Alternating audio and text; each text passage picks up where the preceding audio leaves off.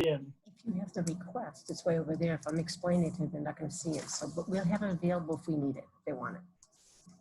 Or should we start with the blank? Should we? Yeah, that's true. Either download or they request. Yeah. First step.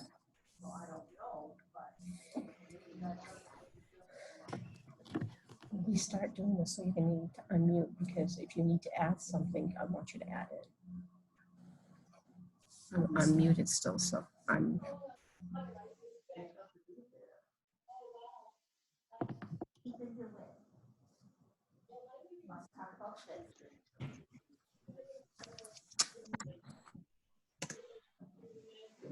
Maybe I take a message because we don't even, nobody's even ready. Yeah, I'll take it.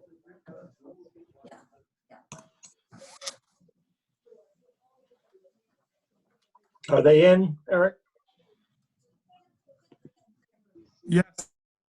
And how many do we have? I'm using a machine that doesn't tell me how many participants we have.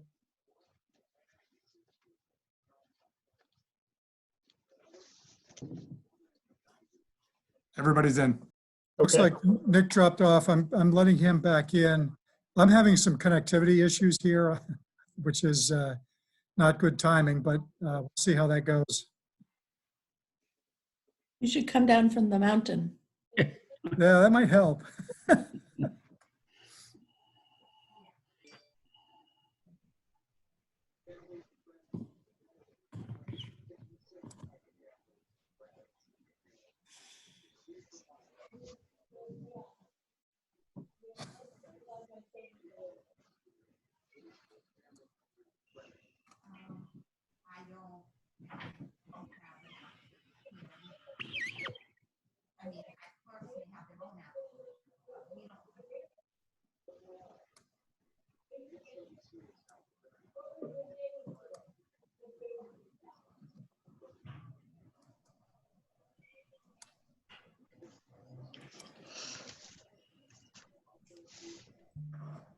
Nick, I just made you a co-host, so you should be able to unmute yourself.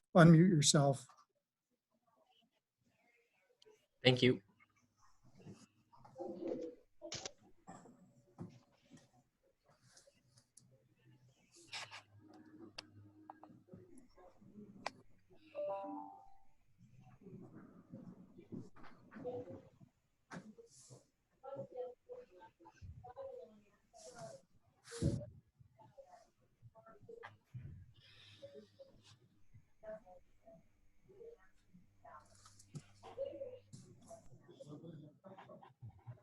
Okay, Mr. Chairman, whenever you're ready. All right, David, thank you. Good afternoon, everybody. This is the Thursday, the 14th meeting of the Special Committee on Election Security. And our agenda is welcome, check-in, approval of minutes, some presentations, and then a work session today. So without further ado, I'll take the roll. I'm Bradford Cook. I'm in New London, New Hampshire. I'm by myself. Barbara? Good afternoon, Barbara Griffin. I'm in Bedford and I'm by myself. Kate? I am Kate Hanna. I'm in Bedford and I'm by myself. Kathy? I'm Kathy Seaver. I'm in Farmington. I have my husband in the other room, but he's not interested, so Okay, he'll stay Tom? there. Tom Sherman, I'm in Rye. I'm by myself. Yeah, we said we have a quorum in Bedford, I think, or at least have or something. So, What about me? oh, Gene, I'm sorry. That's okay. I've been forgotten before. I'm Gene Van Loan. I'm in Bedford. My wife is in the other room and she's going to bring me a cup of coffee. But other than that, she's by herself. Okay. Mr. Great. Chair, should I move to Bedford? I'm sure they'd be glad to have you, but you'd have to find a new senatorial district. Oh, that's true. Okay, I'll stay where I am. Rye's not bad, Tom. You know, Rye's not bad at all. The next order of business is approval of the minutes of yesterday's meeting, which I think you received. If I could have a motion to approve. So moved. Is there a second?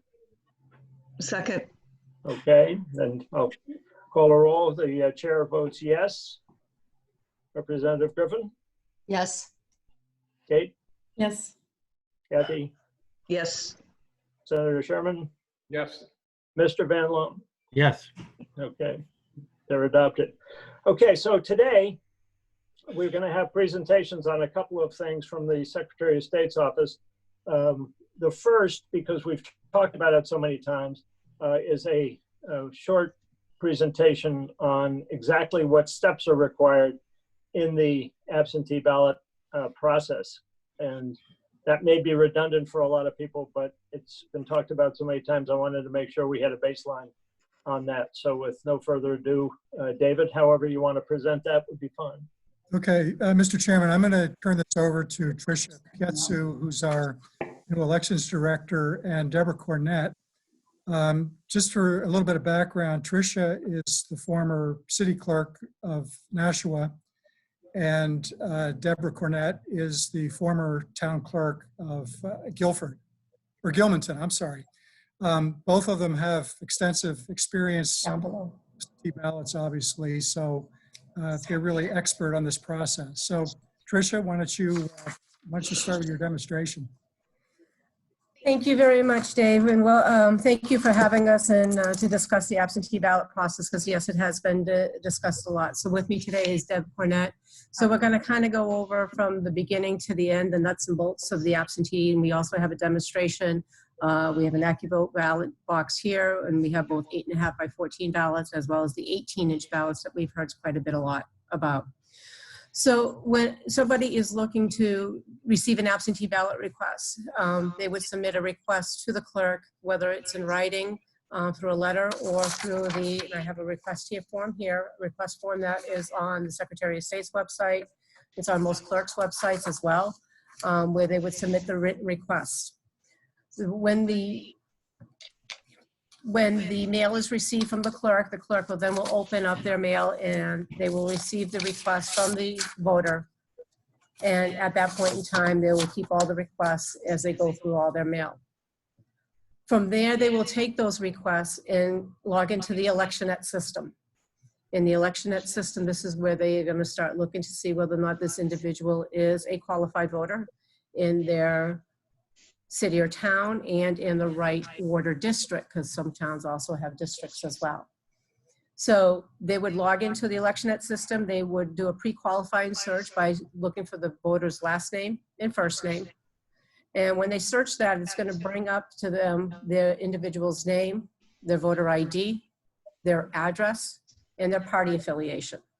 So on the request form, if it's a state party primary, they have to choose either Democrat or Republican if they are an undeclared voter.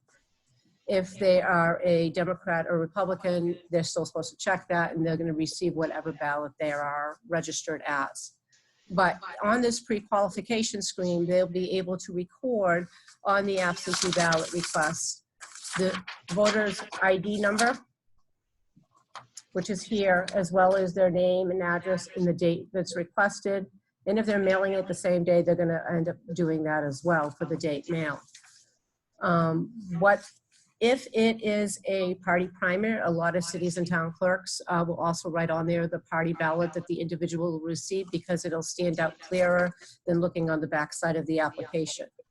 If it's a district or a ward, we will also write on there the ward or district number, as we want to make sure that we are mailing out the accurate ballot for that individual. So if the individual is in Ward 1, we want to make sure we're sending a Ward 1 ballot and not a Ward 5 ballot. Once we pre-qualify them, we will then go into that absentee ballot screen. In that next absentee ballot screen is where it's going to determine where we're going to add the request.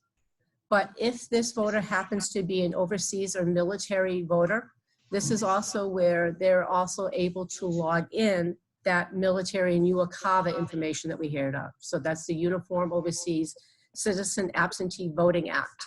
So that's where they have to log in, the date that the request was received. And UOCAVA voters are able to receive ballots for all elections which they're qualified for a calendar year, except when it comes time before the presidential primary. So those that received requests in 2019 that did carry through the presidential primary this year. So they will mark that whether or not they're military, and if they are military, we need to know whether or not they are serving overseas or if they are stateside. And this is all because of federal requirements with the Federal Move Act and everything. Once they go into the system and put in the absentee, add the absentee information, they are able then to put in the date requested. So if they are starting to receive the absentee ballot request currently, they can right now put them in. If they receive them for both a primary and a general at the same time, they can do both elections at the same time. So they can be one entry. When they are putting the information in, they also have to log in, whether or not we received it by email, mail, fax, or if it was in person. And then if it is a party primary and the voter is undeclared, in order for them to continue, they do have to put that individual's party that the ballot, the party that the individual requested. Then they will put in from there, if the ballot is being sent to their home address and they did not provide us another address, we will automatically mail it to the domicile address on file. We will click that box. If they are providing us with a different address, we will, in that point, key in that separate address. So like on an example I did, I put down on this request here, it was going to go to 123 Main Street in Orlando, Florida. So then this way we would put that information in there wherever the ballot is being mailed. Then we would click save for that information. Now, if it is a UOCAVA voter, we also have right there that option to put in the email address. And in lieu of a label printing out, it will give us an email address. Once we put in and save that information, we can now go print the labels. So as we print the labels, and I'm just going to show this from afar, this is what the labels are. There's two up. There's one that is going to the ballot of recipient and one that's going to be on the envelope coming back to us. We will put those, print those out. That will automatically update in the ElectionNet system that the ballot was mailed. Now, for those that have that have towns, towns that have districts and cities that have wards, the clerk has to take all those absentee requests and put them in ward alpha order. So because prior to sending out the labels, you are going to take those labels you printed and you're going to verify the addresses you're mailing them to, because just in case you put in something wrong or you clicked on domicile address and it should have been the mailing address. So you're going to verify that information. So once that is done and you're all set, then you're going to go pull your ballots. Deb, do we have the ballots? The returned. So there are 3 different envelopes, and I know that a lot of clerks prior to the election will prep their envelopes. So you have on here, this is the Form C, so this is an envelope that is currently being used to mail out the absentee ballot.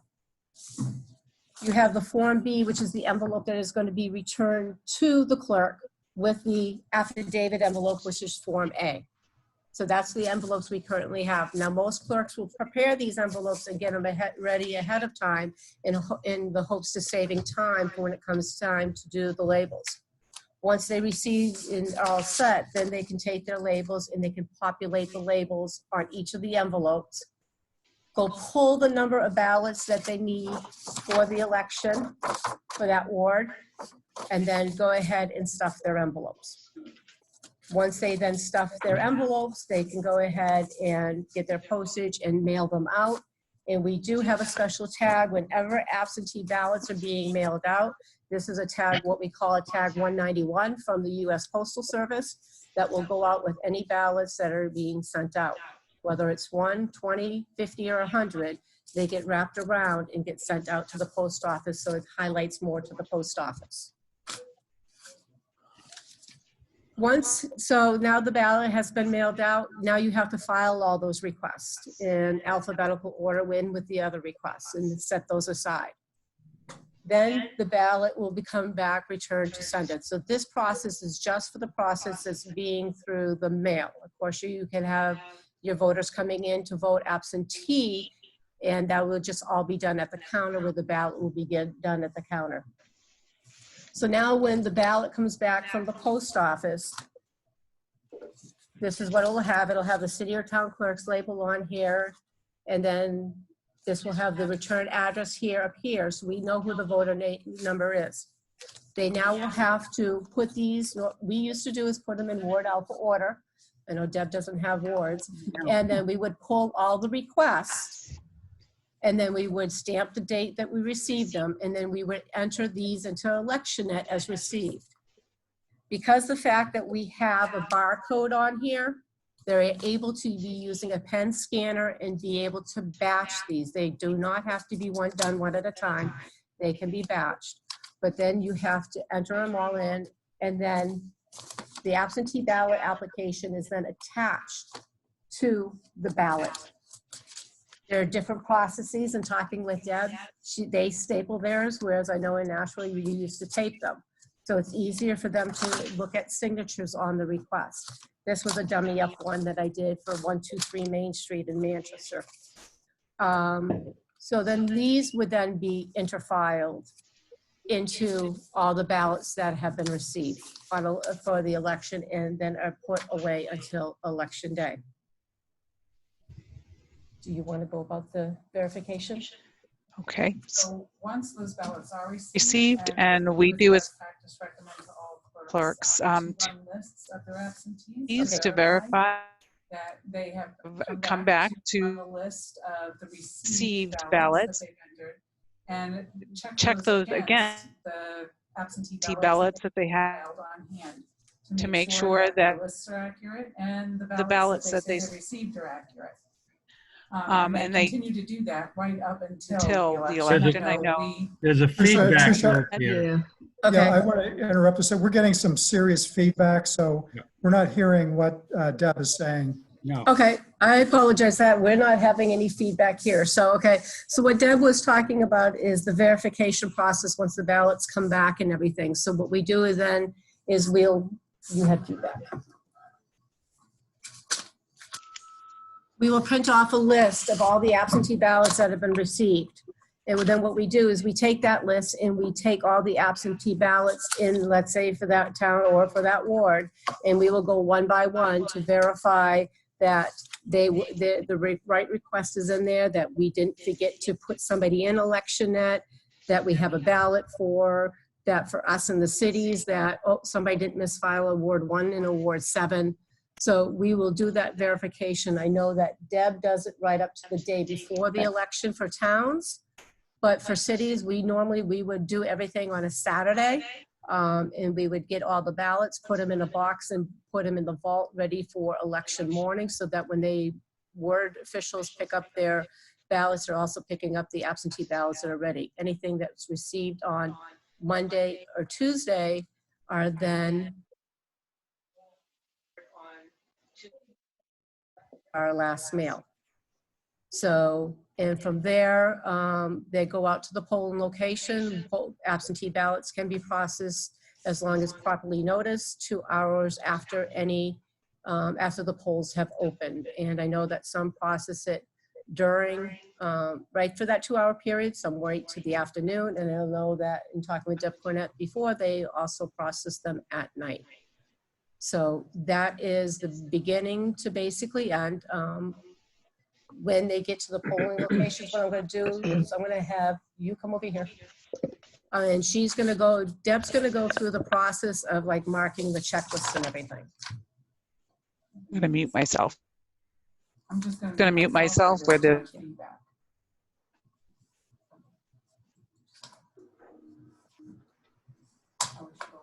I'll let you explain the check.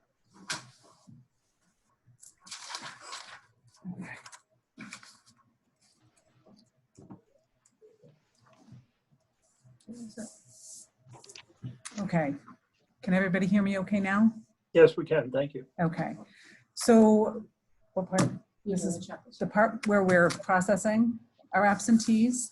In between, as she said, sometimes if you posted and have noticed the public that you're going to start where it is 2 hours after the opening of the polls, you can begin processing your absentees if you so posted it.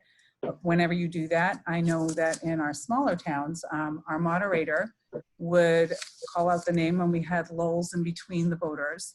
And the ballot clerk would repeat the name, repeat the domicile address, say absentee, and mark the checklist with the AV and put in the checkbox and say check, and repeat the name once more, just so it was very clear that it was the absentee voter, so that anybody there wishing to hear that absentee voter being checked in that might have had any issue or wanted to challenge, it was very clear who that voter was with that name. And that process continues either throughout the day, and I know we would go where it would be so busy, and because of the acoustics in our building, it depends on your towns, how things run, but we would do a lot of them at the close. We would finish out just so that there was clarity when names were being called out and the checklist was being marked.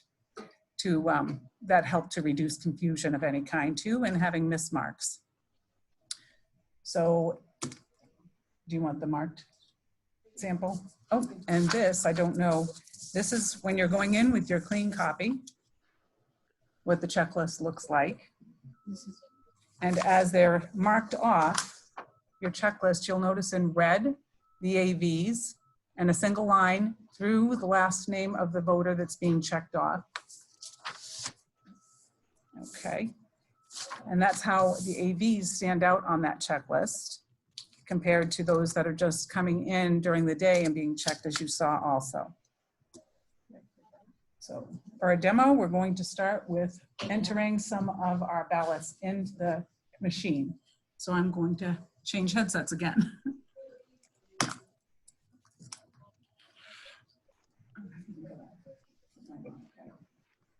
So Deb currently is going to be putting in right now our test ballots that we had that are 8.5 by 14 ballots. I'm going to show them in different And she's going to put them in the different directions, going head up, going head up, face down.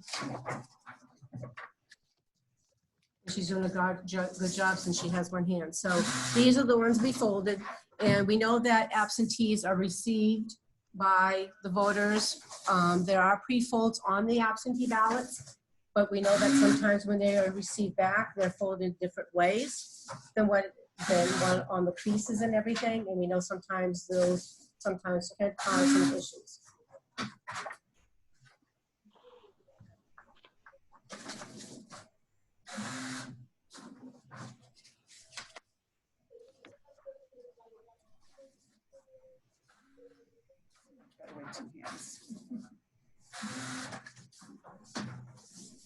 So you'll see that some of them are folded up. Sometimes you'll see them received back like this. Sometimes they'll be folded like this. I know that we've heard about some of them that have taken an iron to them. Deb says that her people have taken quarters to them in order to flatten out. I know some have gone like this to flatten them out somewhat so that the creases are not as bad as when they go through the machine. Some voters are very creative on how they fold them, returning them. It's jammed in reader. Oh, so we do have a ballot jammed in reader. Which happens when we have our absentees. Which does happen when we have the absentees sometimes.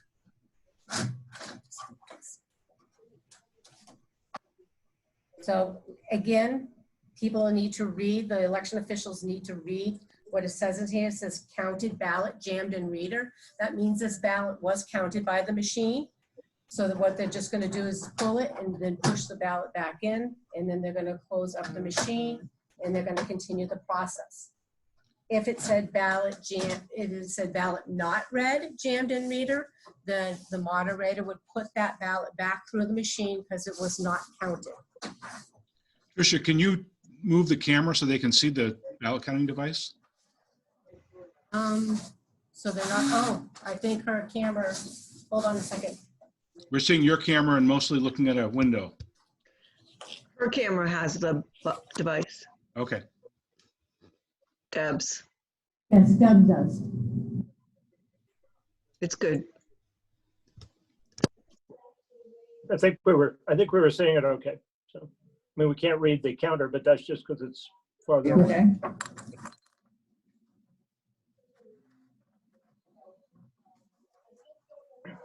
So these are the 8.5 by 14. I mean, I can continue putting those on, but if the committee would like, I can switch out the memory cards and we can go to the 18-inch ballot so you can see the 18-inch ballots going in. Is it virtually the same, only just because it's a different size? Correct. And this is what we had received. I'm just pulling one. One hold up next to this one. So this is the 18-inch ballot versus the 14-inch ballot. Mr. Chairman, the 18-inch ballots are the ones that are used by Bedford because of the number of candidates that they have. And as you heard from the Bedford moderator, they were having real issues with the longer ballots going through the AccuVote machine. So it might be helpful for the committee to just see the difference between the shorter ballots versus the longer ones. Okay. All right. For those. Okay, so if you guys will give me just 1 minute, I'm going to go ahead and switch out memory cards.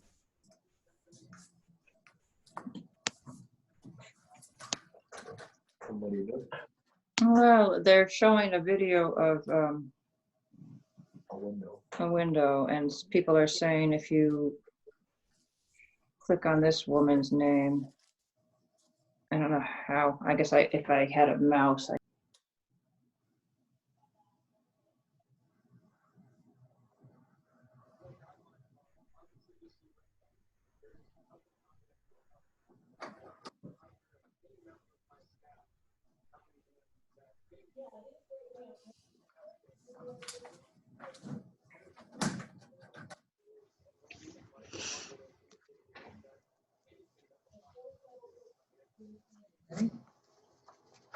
So on the 18-inch ballots, there's 4 different score marks that are on the ballot.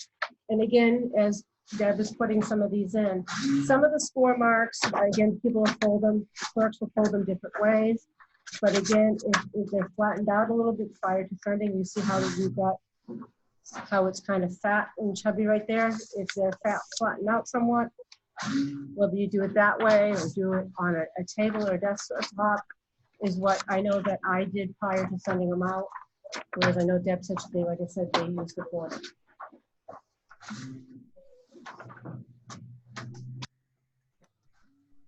And I'm not sure if you guys can hear that noise, but that is the deflector that is sounding because of a write-in versus a non-write-in ballot. So if it's a write-in, it will deflect the ballot one way to the right side, and then if it's not a write-in, it will deflect it back to the other bin. Tricia, can you unmute Deb Cornett's laptop and maybe mute yours so that we can get a full screen view of? Sure.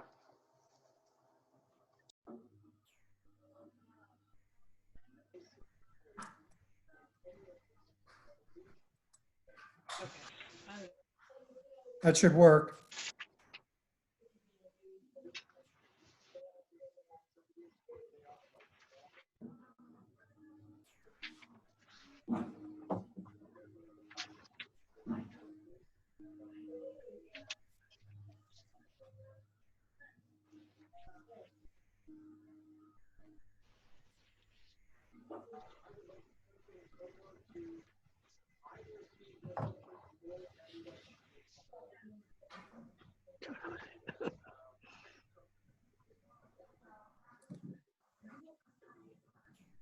Mr. Chairman, I'm having connectivity issues myself. Are you able to see what's going on there? Or are we at a? Yes, I can see Okay. what's going on. It's a little spotty in there, the picture of them, but it's we can see it.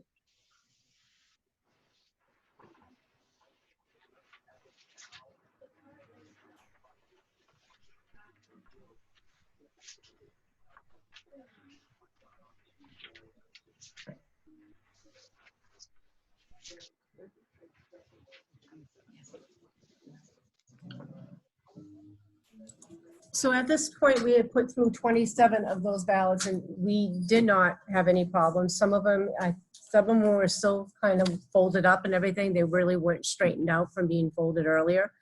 But those were the 18-inch ballots. Okay. So, thank you. I'm a little. Do you have any estimate of, in the preparation time, before you send it out, do you have any estimate of how much time it takes to process each ballot just after you get the request, before you get the ballot? All those things that you showed us out the door for each ballot? Yeah, Anthony Stevens and I did do an exercise with that and did it because again, you also receive the instructions for the absentee ballot. So again, that's something that it has to be all photocopied and then also put in with the envelopes. So yeah, we had done up that exercise and Anthony had done up that exercise as what the different steps were and about how long it took to do it. We can share with you.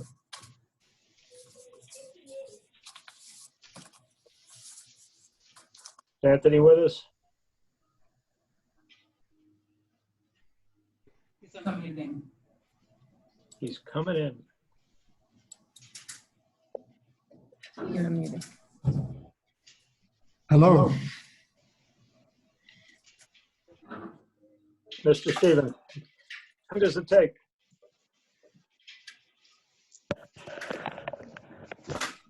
We only did it for one city, for one special case, which was Nashua. It wasn't exactly special but it was to some extent special. It was a batch process that they used. Normally in a town, you can't batch absentee ballots as they go out and come back in, or prepare them for election day. So we put together a sort of a draft version of this process, in part so that we can help our accountant clean this up and make it, and actually do a full a check with many cities and towns so that we can get a representative sampling. So I can't tell you how long it takes, Mr. Chairman, but I can give you an estimate of what it might take but I think it's really not. I mean, it takes between a third of an hour and a half an hour, maybe. That's kind of the range that we're looking at. You might take longer than that if you're a small town and you're getting caught in the middle of steps.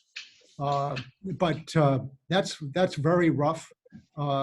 It did give us, but we did identify all the steps. We think we had an idea of how long it might take, but I don't think that there's any way to tell you today how long it actually takes. That's what we're waiting on our professional time study to do, that we're in the middle of booking. We're trying to book a contract to do that. And we'll be doing that in the next week or so. It takes a third of an hour to do what, Anthony? Each ballot or what? This is the process per absentee ballot, start to finish, that Tricia just described. That is from getting the ballot, from receiving the absentee application to actually counting it on election day, and doing all of the steps of data input to track that ballot. There's a number of those steps. Okay. This is a family show, so I won't use the epithet that I could think of when you said that amount of time per ballot. Okay. Any members of the committee have any questions about the process? Just a comment. Yes, Kathy. As Deb could attest to, in a town, you don't have a dedicated person for that. So there's many interruptions, and the process actually takes longer if you're interrupted, because you have to come back, figure out where you left off before you can continue. So I think that's really important to note, that you're probably called off telephone customers. So you're called off from the task enough that it takes probably a good half hour after you've, by the time start to finish, if you're including all the tracking, because the tracking takes a long time, that that Tricia was talking about, when you print out your absentee list and you double check to make sure you have everybody that's on the list, you have a ballot for them, and everybody that's in the box has a check mark on the list, and that's very time consuming. And you get interrupted and you have to figure out where you were. That's true, Kathy. Kate? I have a couple questions for Trish. One is about the process that you go through to determine if there've been any mistakes made by the voter on an absentee ballot. Do you have the luxury of enough time to review that? And then could you describe what you do by way of calling the voter or asking the voter to rectify the mistake? So that's an excellent question. So the ones I covered is we're just mailing out. So any ones in which we may have some type of an error, whether it's an address that's wrong, they forgot to give us a party affiliation for a primary or anything like that. If there's a phone number, that's our first point of contact on the request, to call them. But normally, if it's something with an absentee ballot and it's a party primary and they forgot to give us, we won't just take a phone call. We'll ask them to email us what they want on their ballot and send a new request, because this way we have something that we can attach to that request that backs up the confirmation that this is the ballot they wanted. Otherwise than that, if there's an email, we will email them. And if that information is left blank, then we will, of course, send a letter to them. We have 7 days upon receipt of the request in accordance with law in order to advise the voter that there is a problem with their absentee ballot application. Thank you. And then you've described the mailing of the ballot, but could you also describe what happens when a voter decides to deliver his or her absentee ballot to you in person?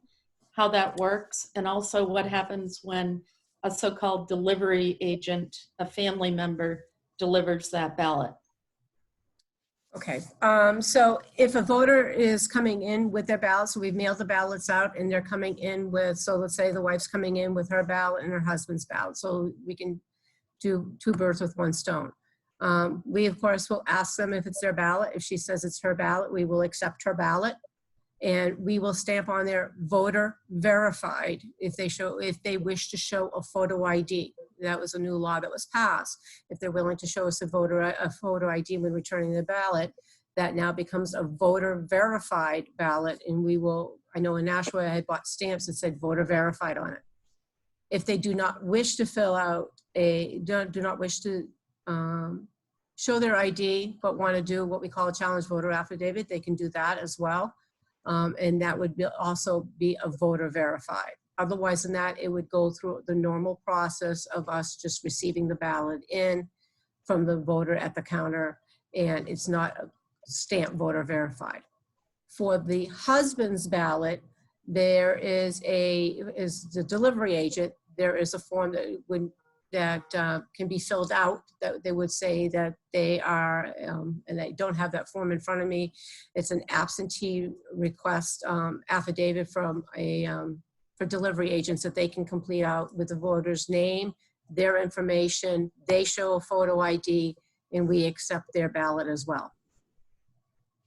So from what you've described, at least the way the process is right now, as opposed to what the law would permit perhaps, there's no provision for a voter to just come into your town hall and leave the ballot because the voter doesn't want to have a person-to-person interaction due to COVID? At this time, that is correct. Right, at this time, the ballot has to be delivered either in person or through the mail. We did have a drop-off box in Nashua, but we had put signs up asking people not to drop their ballot in that drop-off box because we would not be able to count it under current law, like in the 2018 and 19 elections and stuff, so.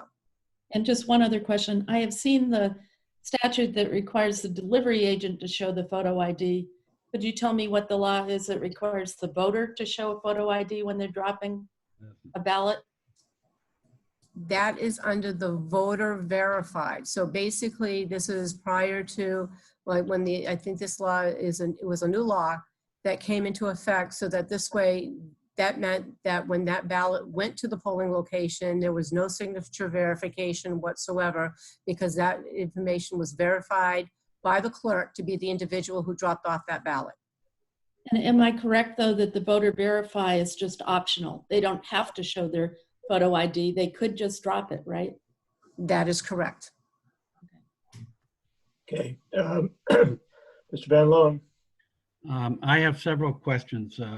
Trish, one of the things that you mentioned was a voter ID number. Is that something that is on the checklist? Yes, it is. So when anybody gets registered to vote, they are assigned a voter ID number? Is that the way it works? That is correct. And so, and I assume that the voter never knows what, not that it's a secret, but they're not informed of what their voter ID number is. It's just assigned to them and put on the checklist?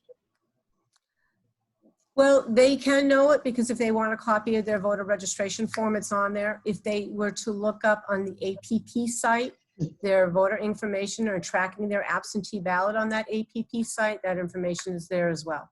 Okay. So now, if you get an application in from a voter and the voter claims that they're registered in their application, and you find out that they're not registered, what is the typical practice for the town clerk to do? At that point, we would in turn send them a absentee voter registration package. So on the request form, as a matter of fact, there's 2 boxes. One that states they are a registered voter, one that states they're not. Some voters get confused and check both boxes, but if we find out that they are not a registered voter, we will in turn send them a package to register to vote by mail with the voter registration form. And if we have the ballots, we will also mail them out the ballots and the instructions on how to return those forms with their ballot. So, and I understand this is not by statute or anything, this is just practice we're talking about, right? It is by statute as far as sending out an absentee voter registration package, because they are requesting to be registered to vote on that absentee application. No, they file the application and it says, I'm a registered voter, because they think they are. And maybe they are, maybe they aren't. I mean, it could be a mistake on the checklist, but that's what they put on the application. They don't know they're not registered. And the form comes in. What happens? We would in turn send them out a package if they are not a registered voter. So somebody wouldn't call them up and say, by the way, you think you're registered, but you're really not. No, we would follow, excuse me. If there's a phone number, we would reach out to them. Yeah, that is correct. If there's a phone number, I would reach out to them to see whether they could come in, but if not, then we would go ahead and send that package out to them. Okay. Last question at this point. You mentioned something about a binder of some sort being put around a batch of absentee ballots that a given town clerk sends out to voters that have requested them to identify for the post office that these are absentee ballots. Can you tell me what the, first of all, what the purpose of that is, which I assume is obvious, but what, do you have any idea whether the post office, and I know we're going to hear from some postal people, but do they do anything differently when they get these packages? So this is the form I was talking about. It's tab 191, and it's intended for domestic and international absentee ballots only. So this can only be used for absentee ballots.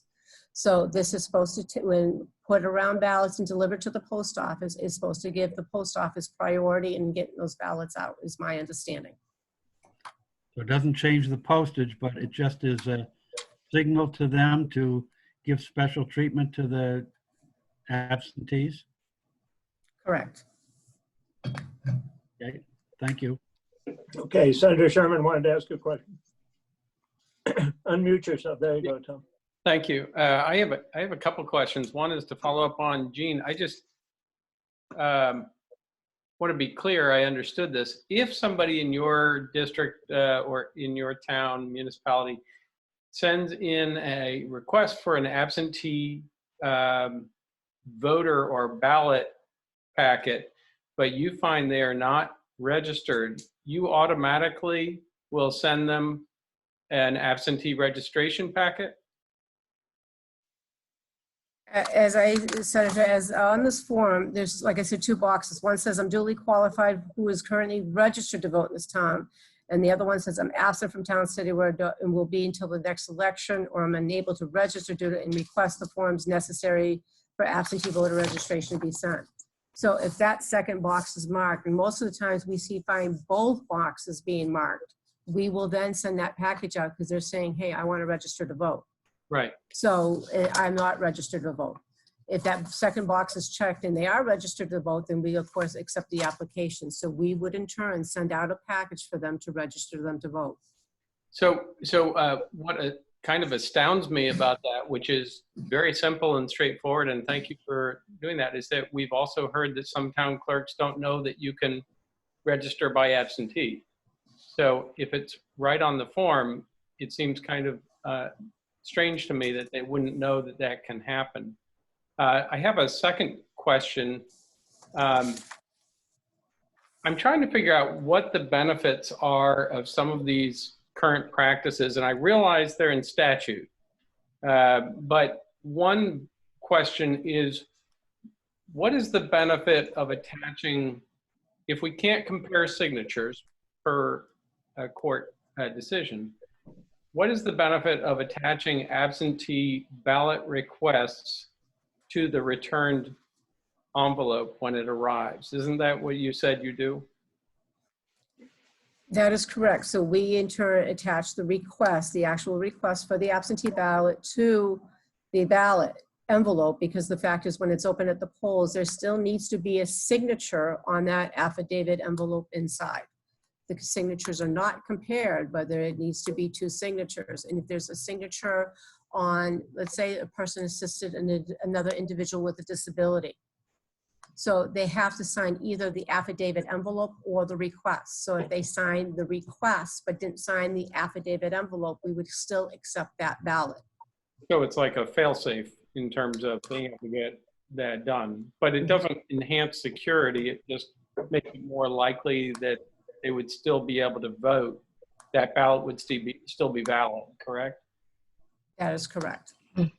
Second, another security difference or question on security is we don't allow drop boxes by statute, but is there any difference in the security that's provided if somebody mails to you or were to do a drop box? They both arrive directly to you without in-person verification. Isn't that correct? That is correct. But I will leave that up to Deputy Scanlon to go ahead and do the legalities as far as coming through the mail and in person. Yeah, I'm just trying to understand the process, and if some of the suggestions have been to change the process to make it simpler for this year, and I want to understand if we lose any security value by doing so.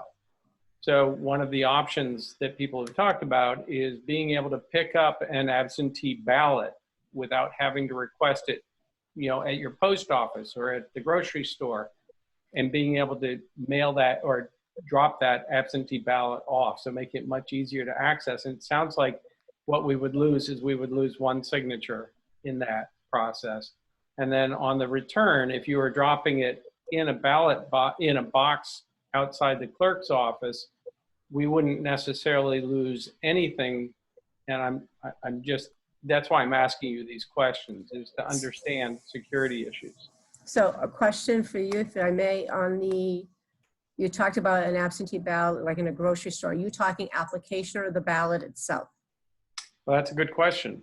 And that's what I think that's one of the things we need to understand is that request a critical part of this process, or could you provide the ballot itself and skip that first part of the process? Would you lose anything? Would it enhance, would it be a security risk?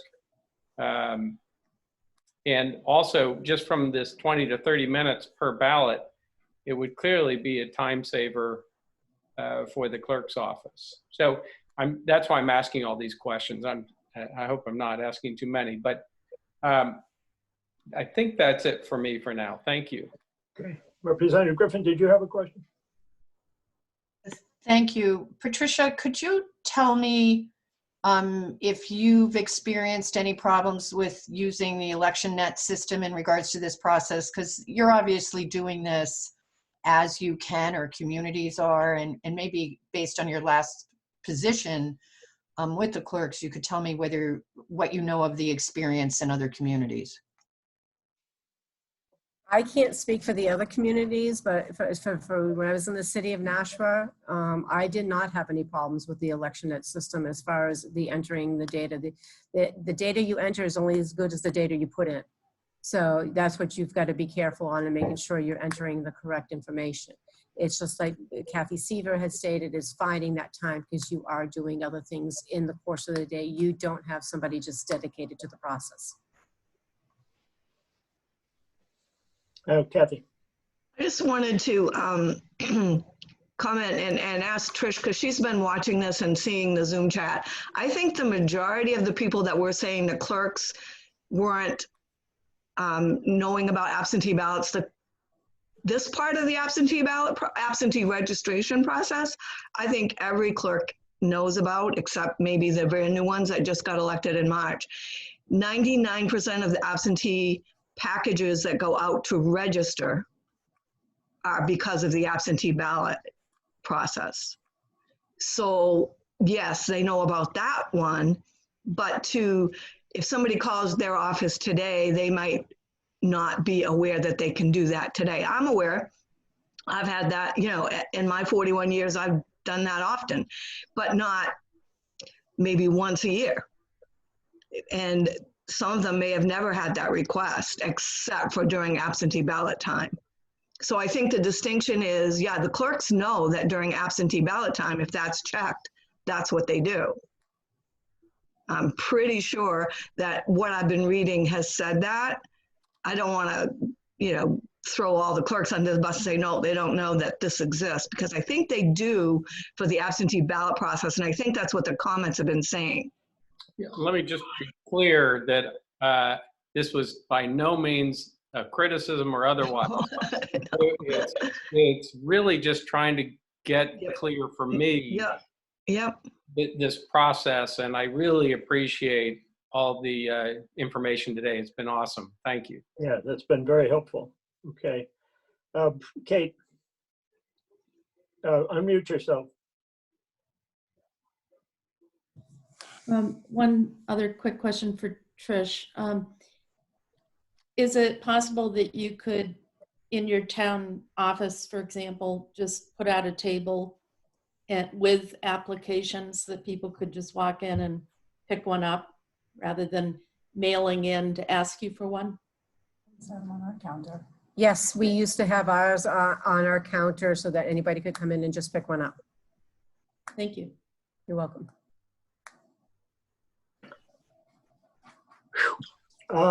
Thank you very much. That was horrifying. If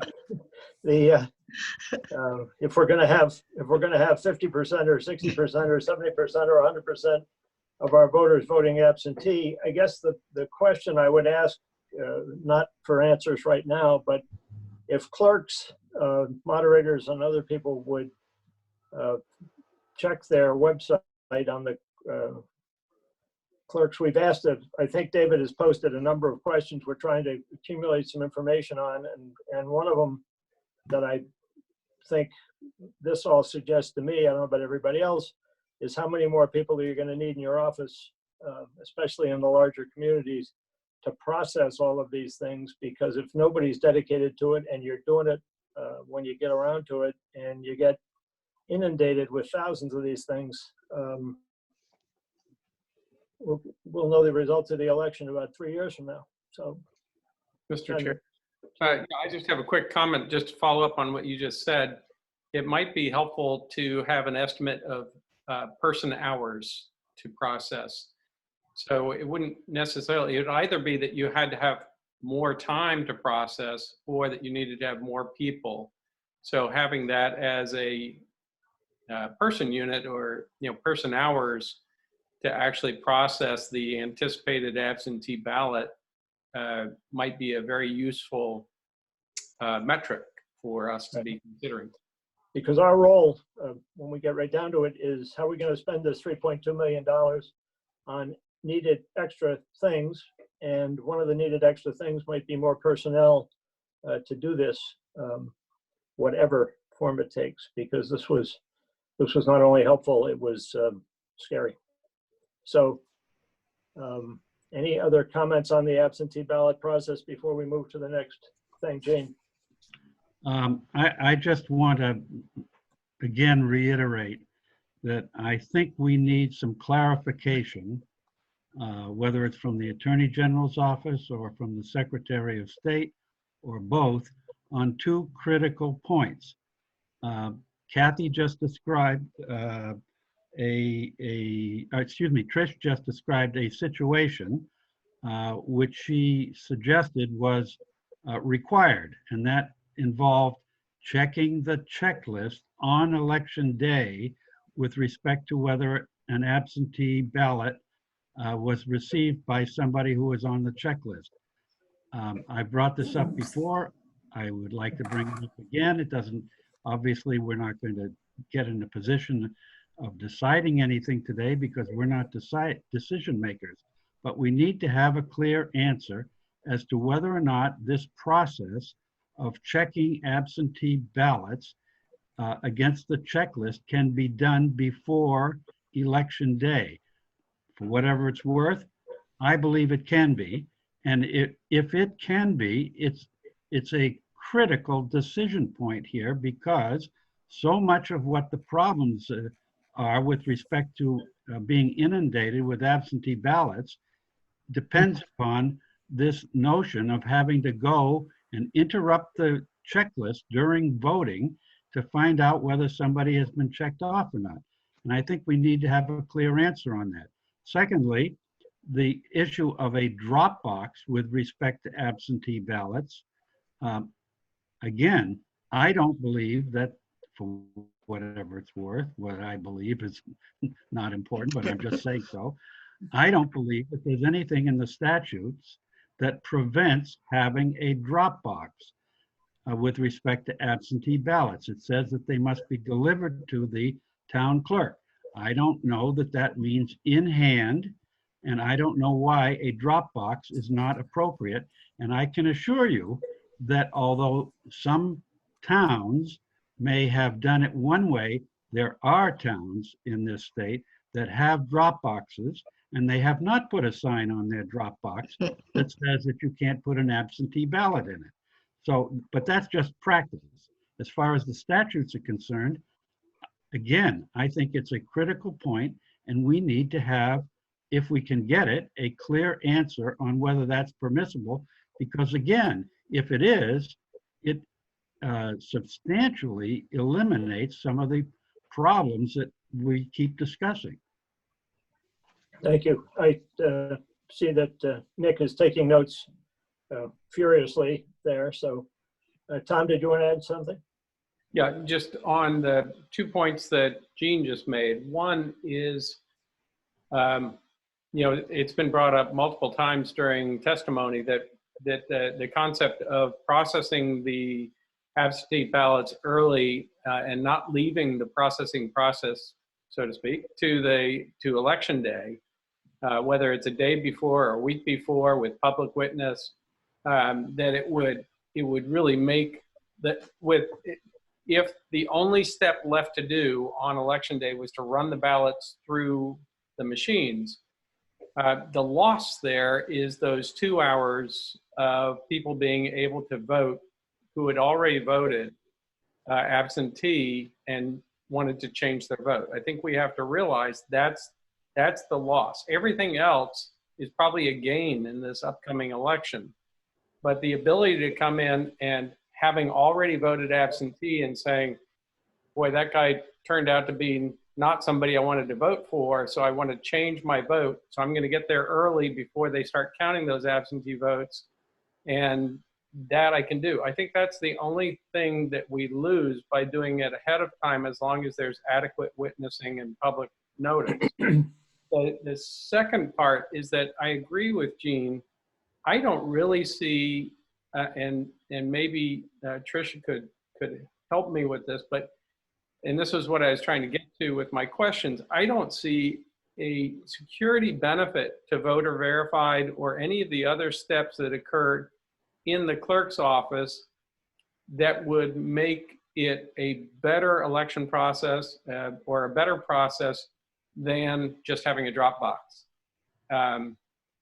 So since there is, it's just, I haven't figured out why that voter verified or in-person verification or any of that, it's almost like you've got two standards. You've got one standard where it comes in through the post office with zero verification other than that it went through the postal service.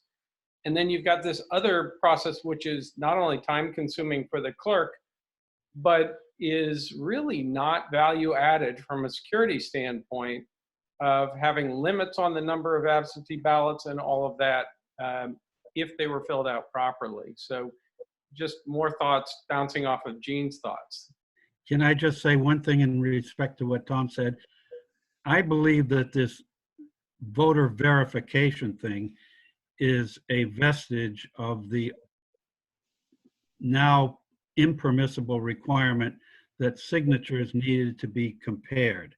And that's where it all came from. In other words, you could deliver your own ballot, your absentee ballot, and if you said, I'll show you my ID, then they would write or stamp it or whatever, voter verified. And then when it gets to be processed, they would never check the signatures because that's a step that doesn't, is no longer required if it's verified. The whole process at this point, frankly, is just a vestige of something that is frankly, that's basically irrelevant. And Kate asked, and she was correct, and Trish answered, there's no requirement that it be voter verified. So you can bring your ballot in personally and drop it off at the clerk's office. You don't have to show your ID, and there's no requirement that you do anything other than say, it's my ballot. So. And I just want to add one more thing before Trish gets to talk here. I heard Trish say that it's optional for the voter who wants to deliver his or her own ballot to just either drop it or be verified. But I also heard her say that if a delivery agent, i.e. a family member, delivers for a voter, then that delivery agent must show a photo ID. So that's what I think we need to find out, because we'd like to know whether the delivery agent can also drop off. Mr. Chairman, just jump in because I think a little historical perspective is important here. Because through some policy changes and law changes recently, this process has become kind of muddled. Up until maybe 4 or 5 years ago, the responsibility was totally on the voter to return their absentee ballot. And they could either do it in person or they could put it in the mail and have it delivered that way. Then there was a change, a legislative change that said, well, you know, there is a segment of our population where maybe it's not that easy, so let's let a family member deliver that ballot. And then that was the law up until a year or so ago, where the definition of delivery agent was dramatically expanded to include any type of an elder care facility, and allowing the administrator of that appoint somebody to become the delivery agent. And then along with that, we had the court ruling that said that you could no longer compare signatures to see if they match when you're trying to determine the validity of whether to accept or reject an absentee ballot.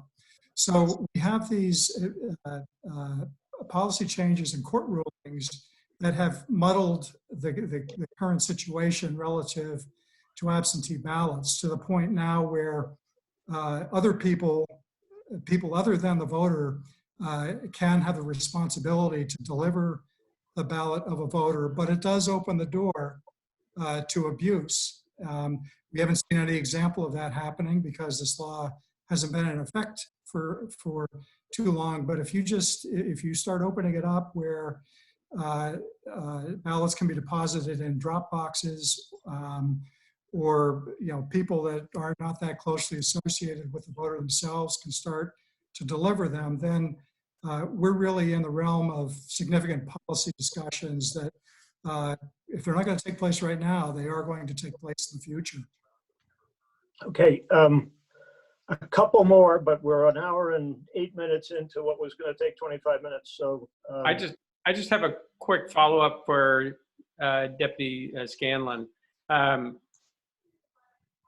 Is it not this, if your town clerk's office is right next to the post office, and I take 20 ballots because I'm in a group home or something like that, 20 absentee ballots, and I take those and I pay the postage and drop them in the mailbox, they're going to arrive with the exact same verification as if the town clerk had a drop box, a secure drop box on the outside, and I saved the postage and dropped it into their drop box. Is that not correct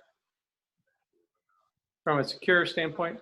Yeah, I think that's a correct point. That can certainly now happen under the statute, and that's the way it is. But there are some administrative concerns with that statutory process, and at some point it's going to have to be addressed. okay. Well, thank you, I guess, for all of that. Scares me to death. Barbie, you have one more thing you want to say? One very quick comment. I'm hearing a lot about security and process, and I would tell you that I think one of the most unsecure things there is a Dropbox. I can tell you that from my experience in municipal work as a library trustee. Generally speaking, Dropboxes are viewed somewhat skeptically. And if we're talking about safety for COVID and being able to know what's going on as compared to security and what we may like to change for processes, I want to make sure we're all talking about the same thing. That's my only comment. Thank you. No, thank you. I think that's a good point. All right.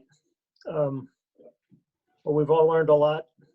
I would urge all the election officials to calculate how many more hours of work they think they're going to get if we get a huge number of additional absentee ballots, because this sounds like a labor-intensive process no matter how it's streamlined. So with that, the second item on our agenda, and we're probably not going to get through everything in 2 hours certainly, and I don't know if we'll get through the whole thing in 3 hours, but the second thing that I asked Deputy Scanlon to tell us about, or somebody from his office, is why the internet or online suggestions as opposed to by mail suggestions have always been deemed to be problematic. So David, go to it. Thank you, Mr. Chairman. Let me just unmute myself here. There we go. So there is, certainly we acknowledge that there is room for technology in elections, and we are utilizing that to a certain extent. One of the great things about New Hampshire elections relative to the rest of the country is that we've been able to keep it simple.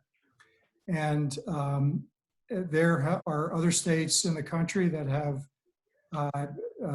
drawn a great deal on technology. Some of them have done it successfully, but there have been some pretty significant failures in electronic systems in other states that are quite embarrassing.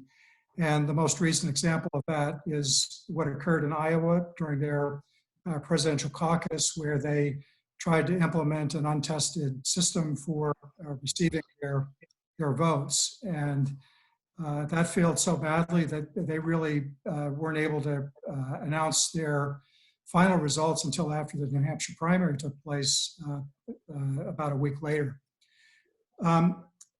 And part of the situation we find ourselves in dates back to when the National Voter Registration Act was passed, also known as NVRA, also known as Motor Voter.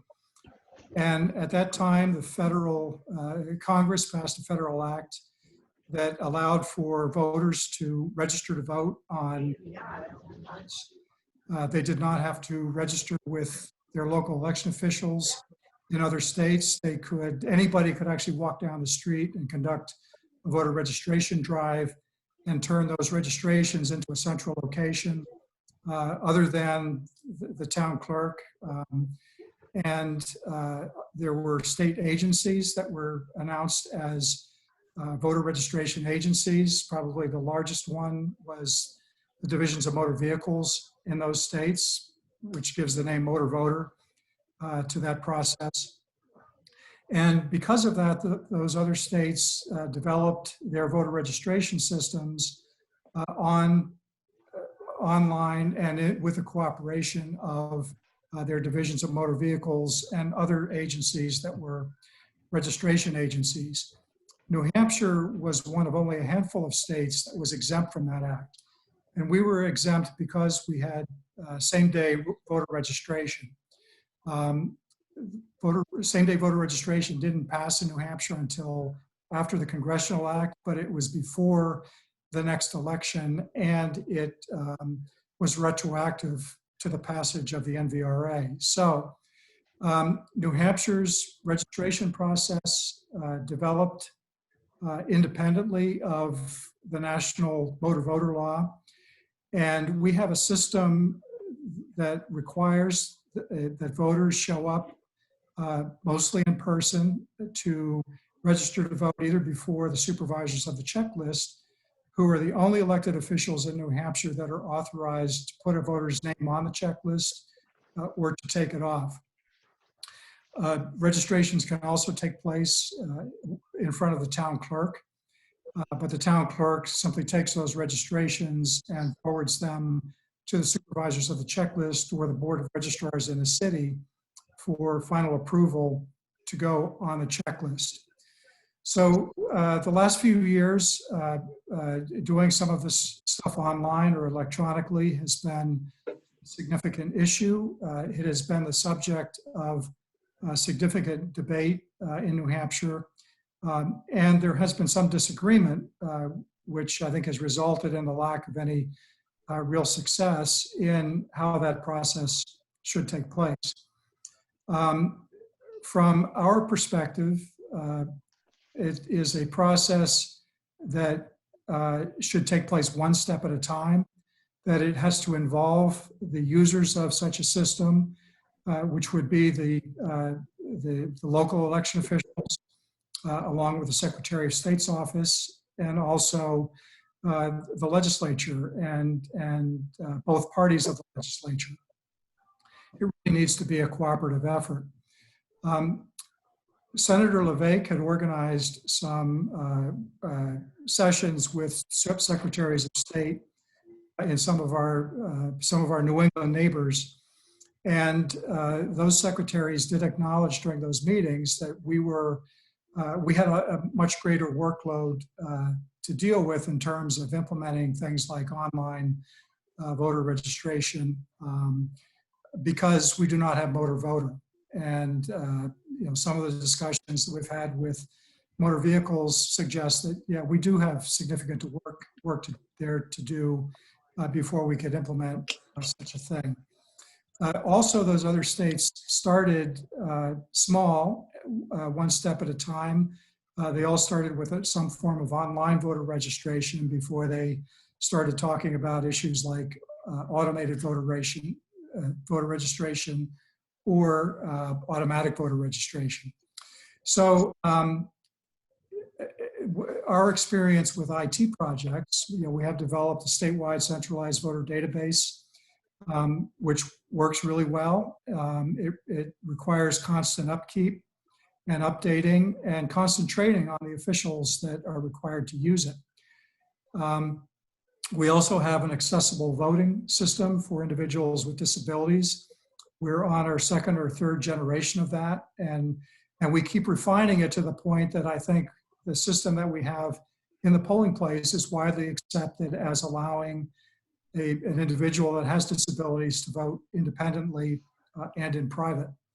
and those are very positive things. But what we have found with those IT projects is that they take time to develop, and to put something in place between now and this election cycle, starting with the September primary, speccing out everything that would be needed to make it happen, having a software company create it, having it properly tested, and then training all of the officials that would have to use it, I think would, to expect that that would happen for the fall elections is simply not realistic. There may be ways that we can use technology to process by emailing certain documents or whatever. That is something that would work.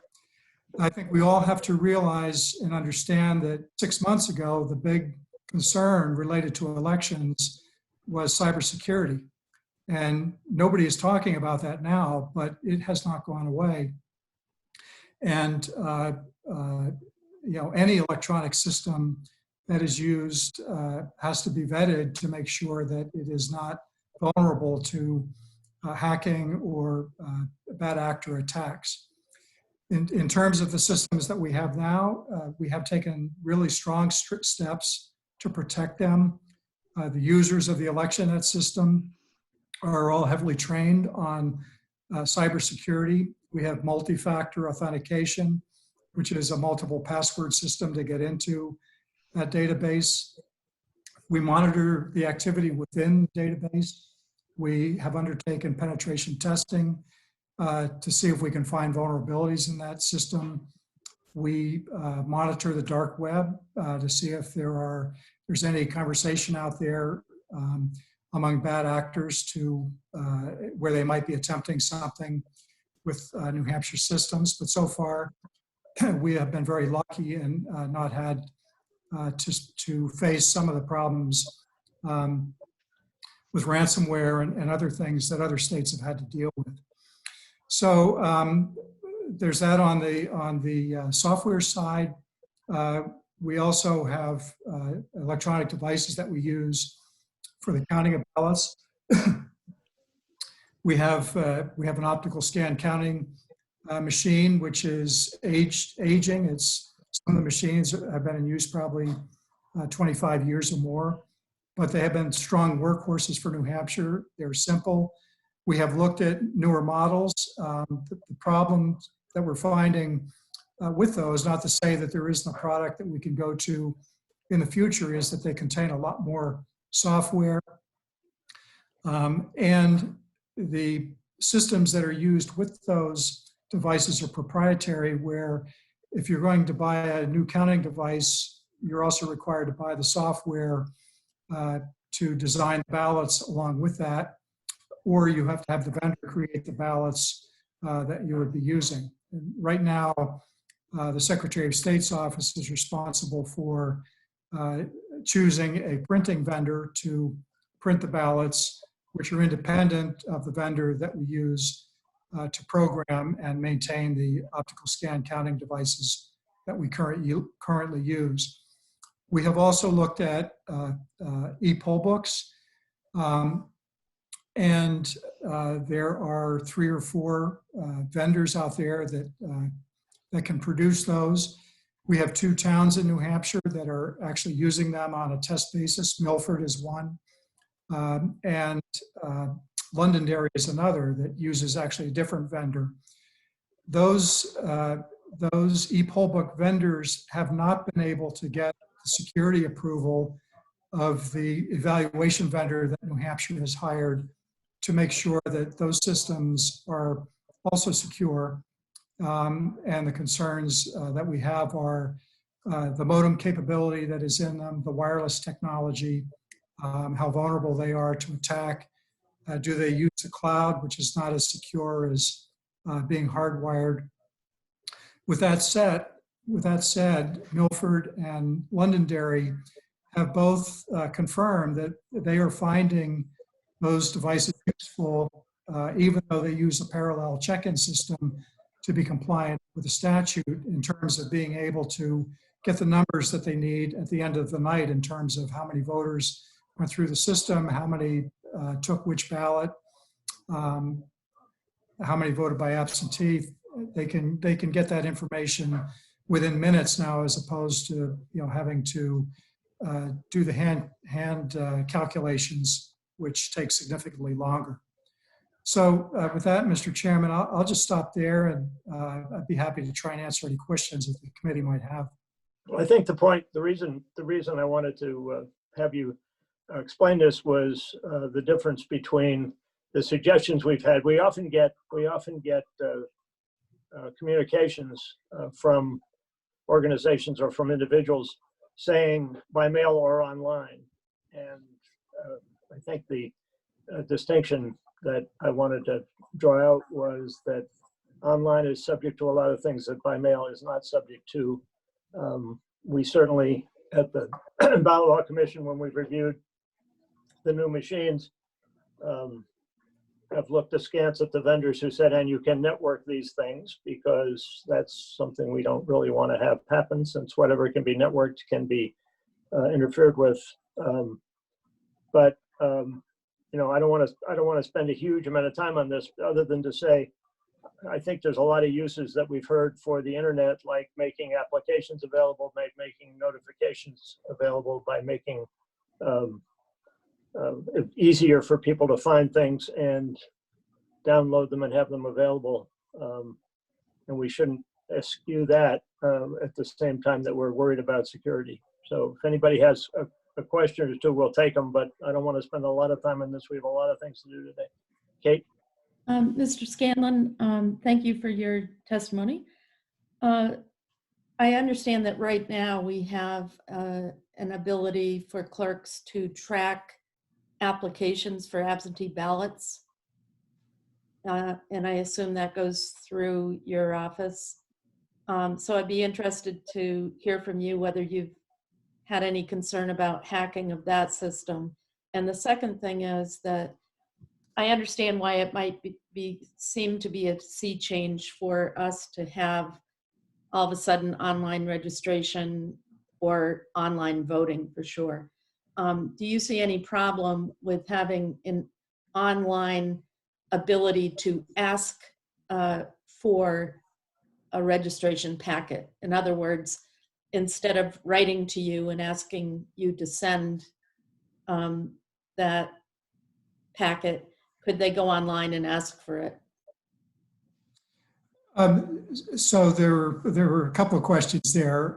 The first one is that we do have an absentee ballot tracking system, which is through ElectionNet, and the ElectionNet system is the statewide centralized voter database, and it's a system that we are confident in the security of it. We're taking every step that we can take to prevent bad actors from hacking it. It's not to say it couldn't happen, but I think that we've taken the appropriate steps. And so that is a system that works. They can get on, any voter can get onto the Secretary of State's website and type in their personal information, and they can look up the status of their absentee ballot. Whether their application has been received, whether it's been mailed out, returned, rejected, all of the information is there eventually. In terms of can we do things electronically to help with the current situation that we have, I think the answer to that is yes. And we are actually ramping up as you guys are deliberating on making our website more user-friendly in that regard. All of these documents that will be needed by voters online, we can put in one easy location. And so I think voters can expect to see that. We've also added a presence on Twitter and Facebook. And so as news develops about how these procedures are going to develop, we are using, I'll say, modern communication tools to allow that to happen. We have also added a communications person to our staff, actually before this crisis occurred. So we expect that we're going to be communicating as as needed, and hopefully it'll be more overkill than not enough. In terms of additional programming software, it all depends on how complicated that software is. And if we can find a vendor that says, yeah, we can do this in 4 weeks, and you'll have 2 weeks to test it, and it's something we can train officials on, then that's something that we can get done. But the more complex the system becomes, the more reluctant I would be to say, absolutely, we can get that done. So obviously the devil's always in the details. Thank you. Anybody else? Senator Sherman. Just a quick question. Aren't we already doing some degree of online process with UOCAVA? And could that not be expanded for this one election to help facilitate access to voting for those who don't feel comfortable coming in?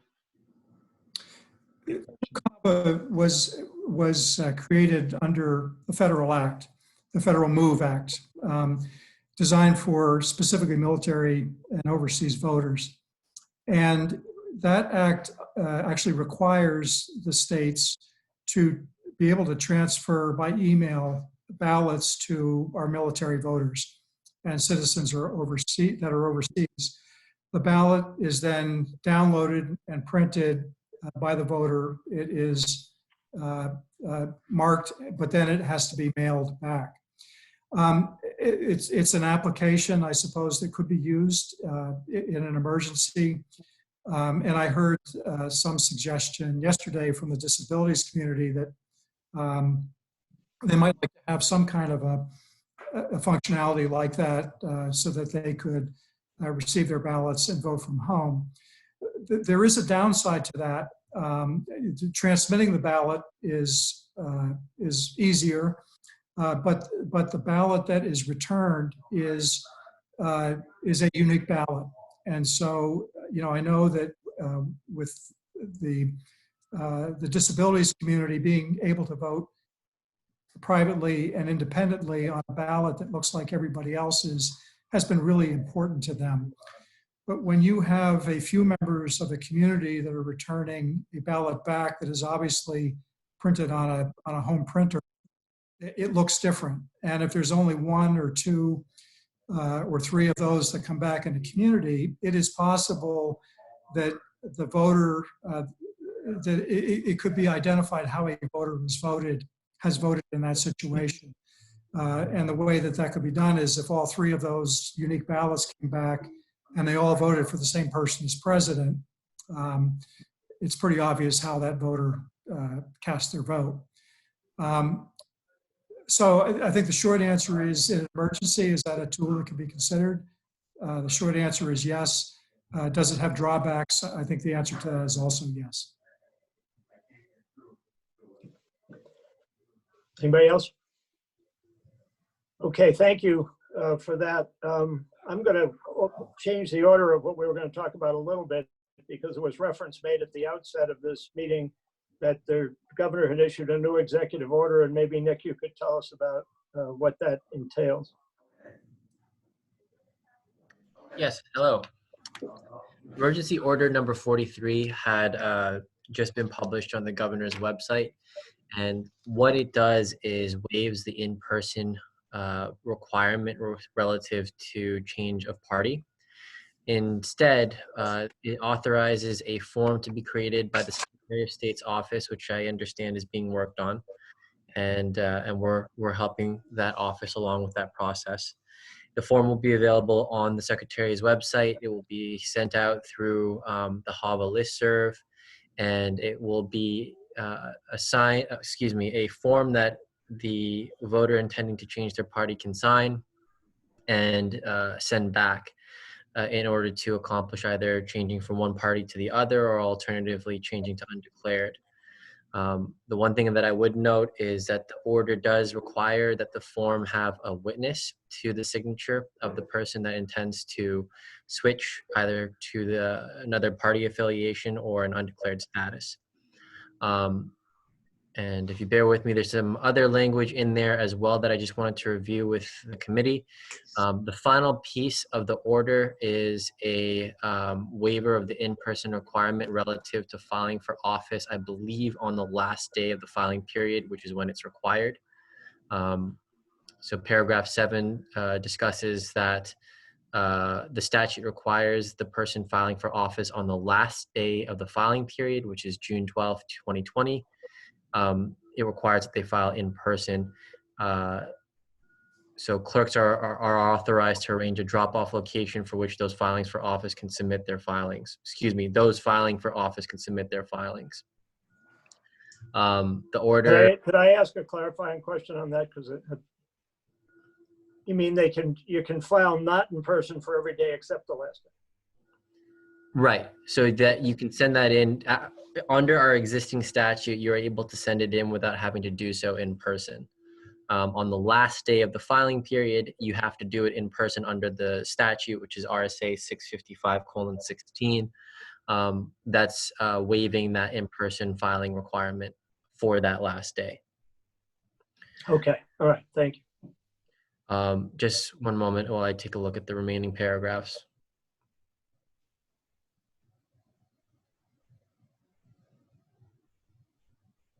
So the remaining paragraphs of the emergency order cover situations that might occur during the election itself.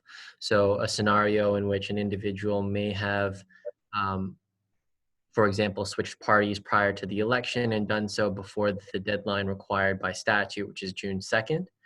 They enter in the checklist for whatever reason, whether by error or something with regards to the Postal Service. We understand they're experiencing challenges. But the checklist still lists them as either their prior party or lists the information incorrectly. If the voter believes that they had submitted the appropriate paperwork within the required deadline, there is an affidavit that they can simply sign indicating that they complied with all that was required of them with respect to the change of party, and they will be allowed to vote after signing that form. The same thing would apply with respect to filing for office. And that's in paragraph 6 of the order. So expecting the situation where an individual filing for office may have been incorrectly listed on the checklist, whether by delays in the Postal Service or otherwise, they would sign a simple affidavit simply stating that they had submitted the required paperwork necessary for them to change their party affiliation, and then they would be allowed to file for office. So that is the gist of emergency order number 43. But in any event, if there's any questions, I can help with that. And then 2 points. Would you send that to the committee members, please? So I had emailed the committee members a link to the PDF. So okay, you'll have that. If you don't, let me know and I can resend it. We've been watching, but thank you for doing that. And the other thing is there's no mention in there about the witness requirement for filing by, registering by mail, I assume, since the other thing required a witness also. Correct. So we are continuing to work on that process, obviously appreciating how rapidly the response is needed, and that is ongoing, and I'm working on pushing that through. I guess there's a question, if this committee respectfully were to urge the governor's office to take action on that, how would you think that, would that be helpful or not helpful?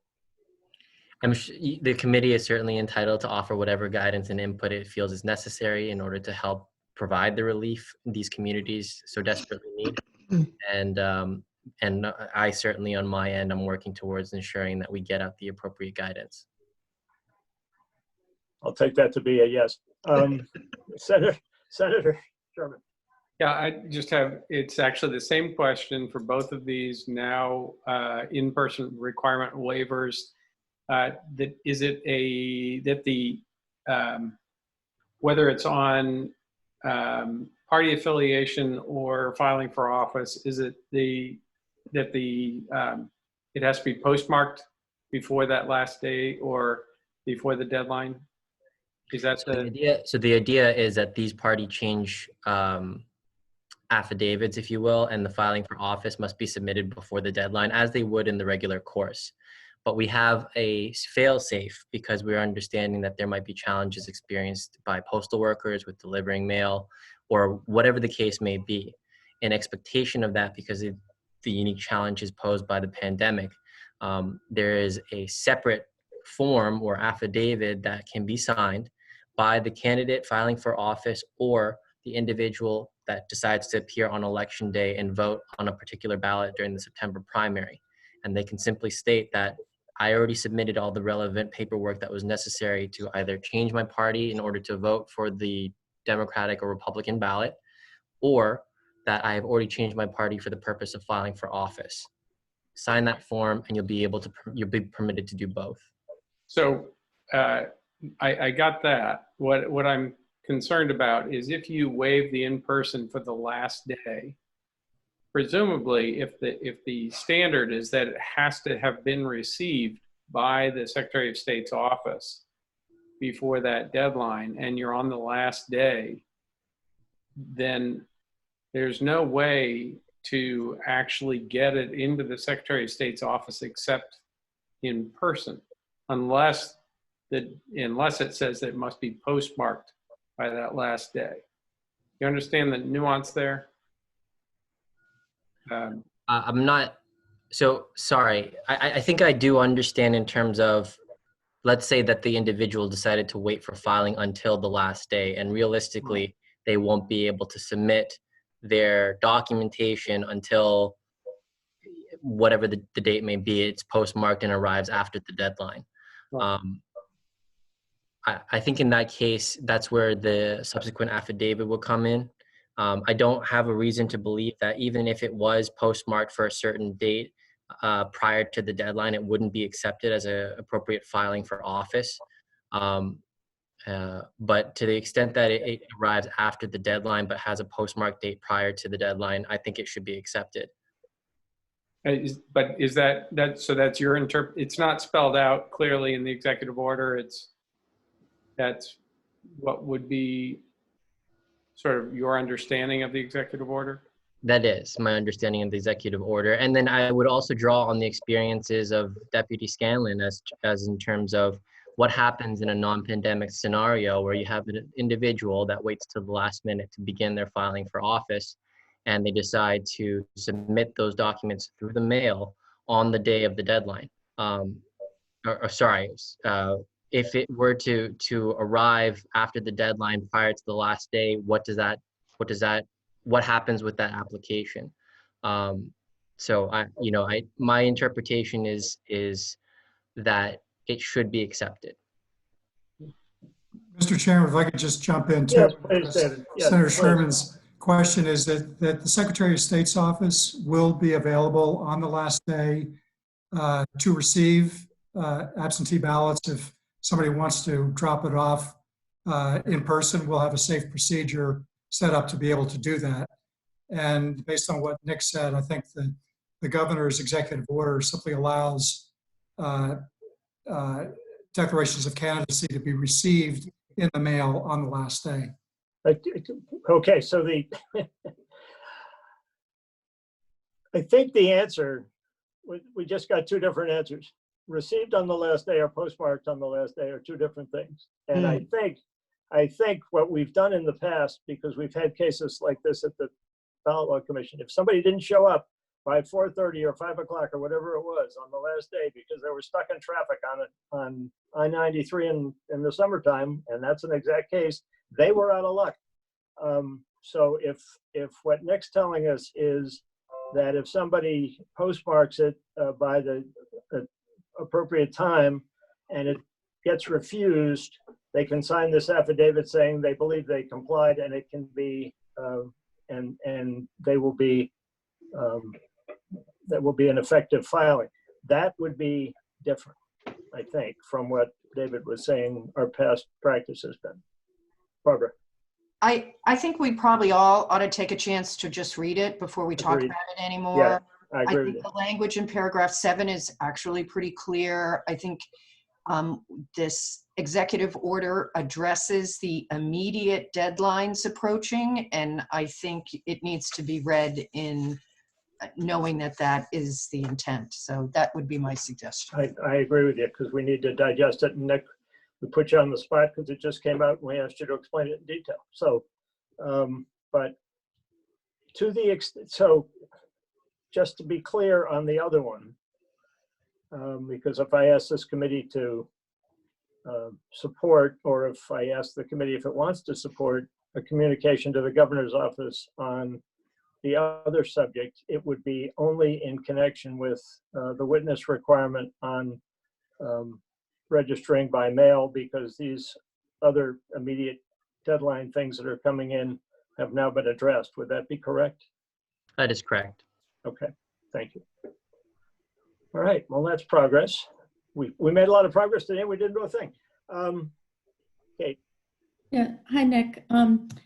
At the beginning of our sessions a couple weeks ago, we were discussing the fact that the AG's office and the Secretary of State's office had issued an opinion regarding applications for absentee ballot, and that those could be done, that the definition of disability has been expanded for absentee balloting. I asked you about the fact that, about the question, does that also apply to absentee registration? And were you going to be issuing another opinion, or was the governor going to issue an executive order about that? I guess I have the same question. Are you going to expand your opinion in writing to apply to absentee registration, or are we to just stand on the legal opinion you gave us a couple weeks ago, which is that your first opinion on the definition of disability would also apply to absentee registration? Thank you very much, Member Hannah. The Secretary of State's office and Attorney General's office are planning on issuing further guidance to address that very question with respect to absentee voter registration, as well as a variety of other topics, especially in light of the governor's office publishing emergency order number 43. I think as it became apparent from, especially as Representative Griffin had pointed out, it'll be important for all of us to read the order first and provide guidance after we've had an opportunity to digest it. Thank you. And I just have a comment that I can't stress how important it is from my perspective, and I would think from the committee's perspective, that that opinion issue very soon, because we only have a couple, maybe a week or two left to make our recommendations. And if one of the recommendations, I think, will be surrounding absentee registration, and we would need to know what your opinion is before we make our final recommendations. Do you think that will be fairly soon? I have no reason to doubt that, and I'm pushing for it to come out as soon as possible so that you have all the materials you need to make this very critical decision. Thank you very much. Thanks. Okay, so following up, we're gonna read it. We're gonna understand it. We're gonna see what it says. Maybe we should hold off on making any request to anybody until we've done that, and then we can talk about it on Tuesday on what we do or don't want to ask anybody to do. But thank you, Nick. The next order of business that we had on our agenda is Jean Van Loan prepared very professionally a revised absentee ballot application that addressed the 2020 issues and specific issues which he had sent and I sent to all of you yesterday. And the threshold question, of course, was does this substantially comply with the statute by adding but not deleting statutory required information?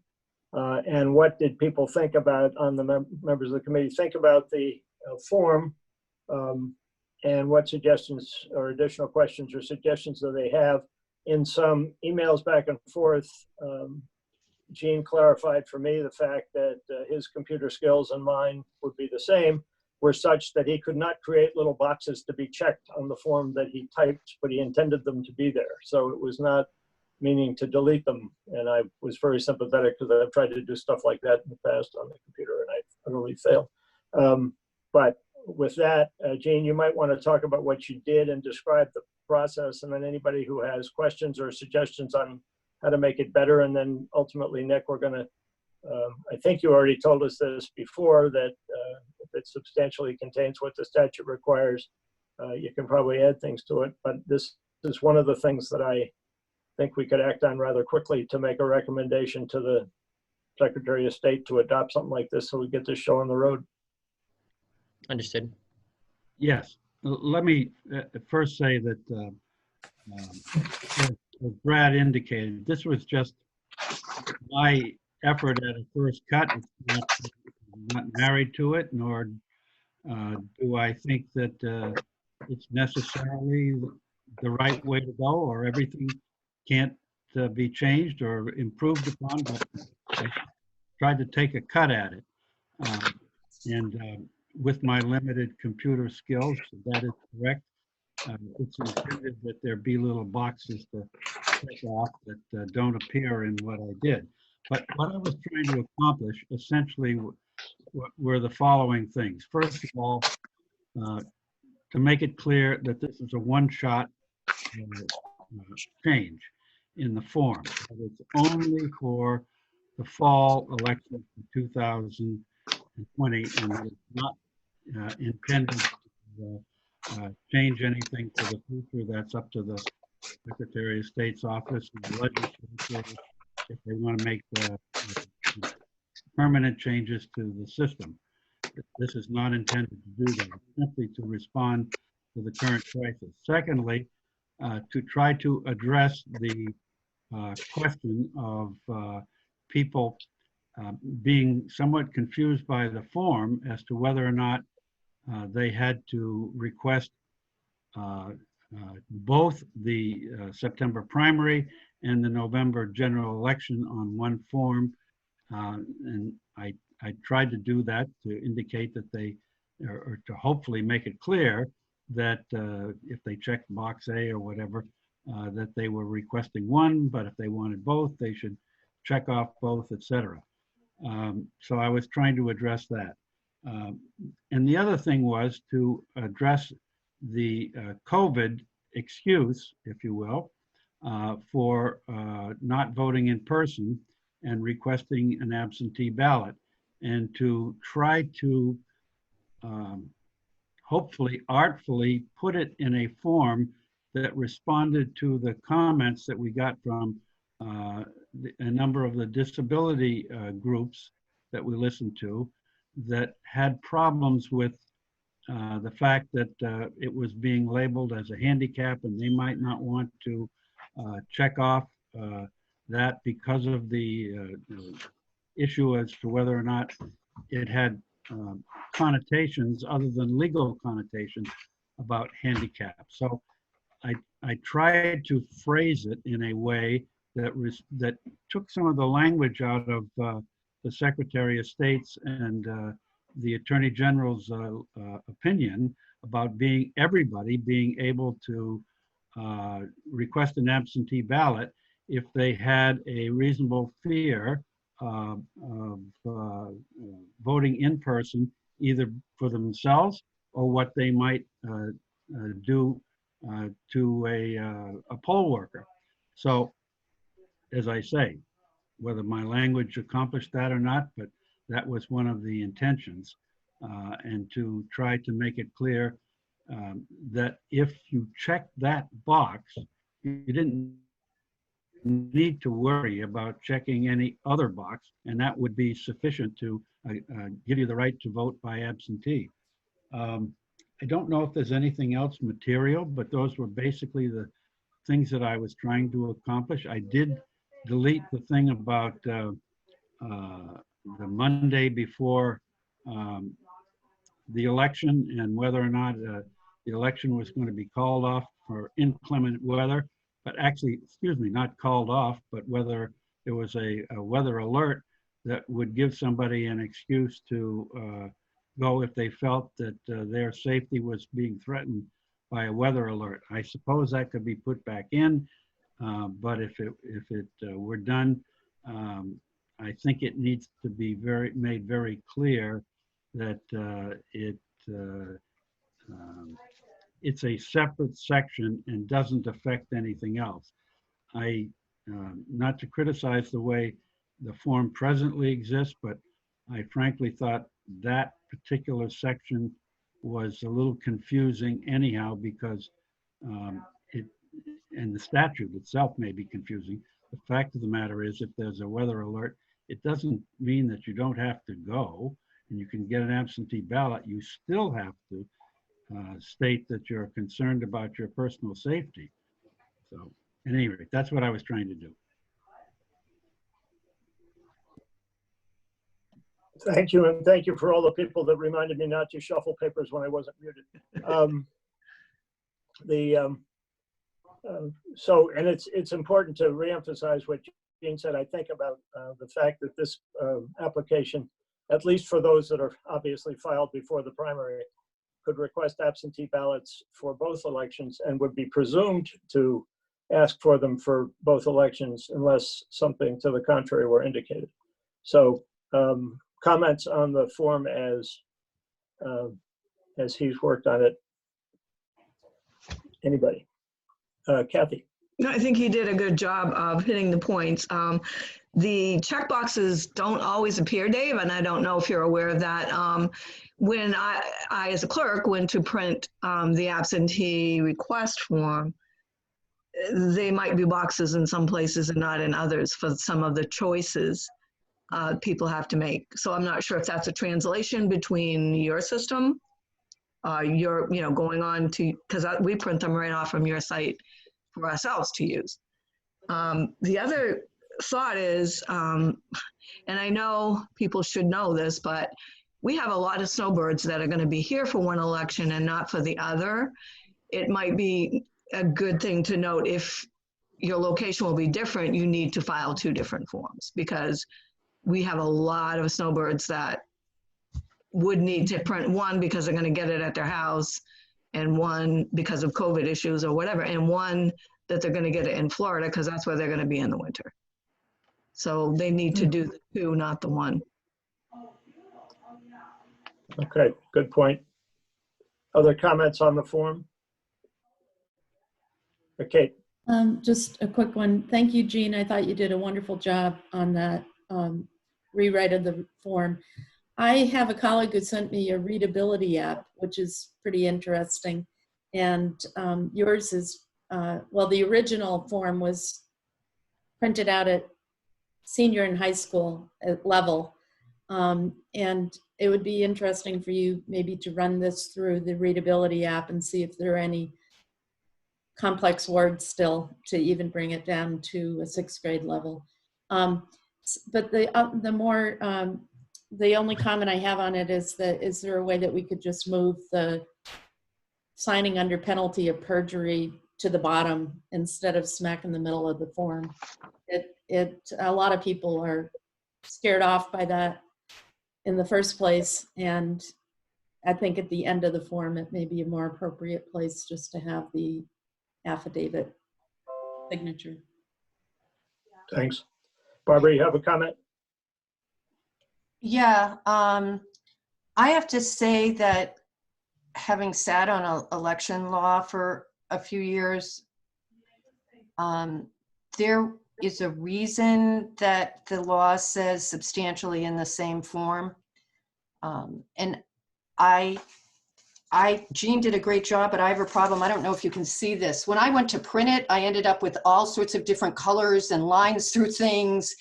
And so I had a hard time trying to follow it because my version looks like a lot got deleted from the current form, in addition to the for use only on the Monday. So I have to say that I consider this to be more a bigger change than the statutory requirement that it be substantially in the same form. And I note that the clerks that I recall actually liked the idea, a bunch of them, and it's time consuming, of a yellow sticky note saying, attention, COVID works here. And I suspect part of that is when people get a form, it draws their attention to it.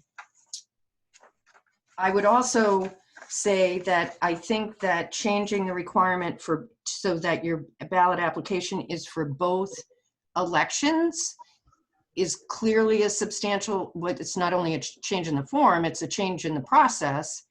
And I'm not sure what the safety issue is that would drive a change in that. And I think you've just heard a good reason why most people who vote absentee to date, and that's 10% on average, are doing it because they're not there and it may only apply to one election. And that's, you heard the amount of work involved in doing these applications. So I also think you might get absentee ballot requests in ahead of time. We seem to be trying to get this out right away. And I suspect if you send this out to every requester for a primary and a general, you're going to have a huge amount of absentee ballot requests sent out for September that never get used. Because what people are really going for is the November election. Thank you. Senator Sherman. Can I just? Yes, go ahead, Gene. Yeah, I just want to quickly respond to Barbara's comment. I'm sure what you got somehow, my computer skills leave a lot to be desired, was the version that showed the deletions and the additions instead of the final version, which I thought went out to everybody. I don't know what everybody else got, but I will try to do my best to send you what we call a clean copy showing what the form would look like with all the changes made. So I apologize. That would be helpful. I got what she got. Senator Sherman. Yeah, you can take Jean's copy, and if you go up into your Word browser at the very top and under View, what Jean sent was the marked up version. And if you just click on markup, it gets rid of all those marks. So Jean actually sent it in the marked up form, but on your own Word, on your own computer. I just did it. If you click View, click on markup, it takes out all the colors and everything, and then you see what's left after the edits. So the first thing I wanted to say was thank you, Jean. Awesome work. I also have noticed in the chat that I think the public would like a couple of days to digest some of these changes, and maybe we can get feedback on Tuesday on this, especially from town clerks. I think one of the, I'm not sure it answers Barbara's question, but sort of my answer is that the simpler we make this process for this year, recognizing that we are potentially going to get 90% absentee, when you look at the 20 to 30 minutes processing per absentee application, that's a huge difference in time. And so if it can be easier for the voter and easier for the clerk, and cutting out some of the steps without jeopardizing security or otherwise, if the only downside is that we have more people getting absentee ballots than are needed, I think we're in a net positive balance. So those are my comments on it. And again, thank you, Jean. Great job. I noticed several comments from the chat room where people said, if we're going to review it and give you comments on it, we'd like to see it, which is outrageous and terrible, but it might be reasonable. So David, is there some way that a cleaned up version of Jean's proposed marked draft all over the place so people don't print it and start sending it in already, can be posted someplace for review? Yes, we can put that up on our website when this meeting is over. Okay, make sure you explain what it is so people don't think it's an actual form that they can use yet, because we're just making a recommendation to you and you've got to finalize it. So I don't want to make it more complicated because it's posted than it otherwise would be, but that would be helpful. And then we can have people's comments for Tuesday. I think it's terrible that people insist on seeing something when they're being asked to comment on it. That's outrageous. Okay, thank you, Jean, for that. Now, the next order of business, Tom Sherman sent me a very thoughtful suggestion that we have since discussed, which was we have a ton of things in this committee that we're talking about, and some of them are more capable of being decided earlier than others.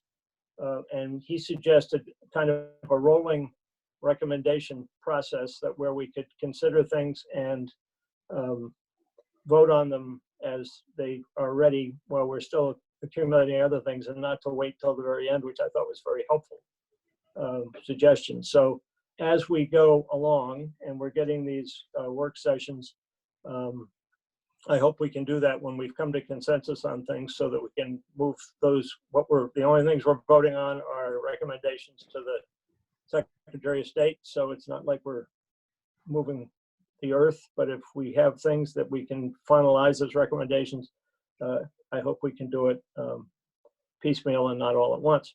So thank you for the suggestion, Senator, if I stated it correctly. Okay. Kate and I separately, showing the difference in our thoroughness and styles, prepared lists of things that we think from what we've talked about so far, we should be able to talk about, or we're going to need to talk about. And I sent them both to you. Mine is a short list that are kind of bullets, and hers were much more eloquently stated and thorough. I don't know what you want to do now because it's 4:03 in the afternoon.